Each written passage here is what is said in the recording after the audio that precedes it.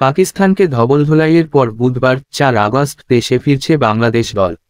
দুই ভাগে ভাগ হয়ে দেশে ফিরবেন শান্ত মুমিনুলরা। তবে দলের সঙ্গে দেশে ফিরছেন না টাইগার অলরাউন্ডার সাকিব আল হাসান। বাংলাদেশ দল যে আজ দেশে ফিরছে তা নিশ্চিত করেছে বাংলাদেশ ক্রিকেট বোর্ড বিসিবি। দলের প্রথম ভাগ দেশে পা রাখবে রাত 11টায়, পরের অংশ দেশে আসবে রাতে 2টায়। সাকিব পাকিস্তান থেকে বিমান ধরবেন ইংল্যান্ডের উদ্দেশ্যে, সেখানে কাউন্টি ক্রিকেট খেলার কথা রয়েছে তার। সারের হয়ে 4 দিনের ম্যাচ খেলবেন সাকিব। 4 সেপ্টেম্বর থেকে 14 সেপ্টেম্বর পর্যন্ত এনওসি রয়েছে সাকিবের।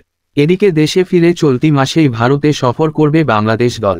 ভারতের বিপক্ষে 2 টেস্ট ও 3টি টি-20 ম্যাচ খেলবে টাইগাররা। দেশে ফিরে কিছুদিন ছুটি পেলেও আগামী সপ্তাহেই আবারও অনুশীলনে ফিরবেন শান্তি মিরাজরা। আগামী 19 সেপ্টেম্বর চেন্নাইয়ে ভারতের বিপক্ষে প্রথম টেস্ট খেলবে বাংলাদেশ।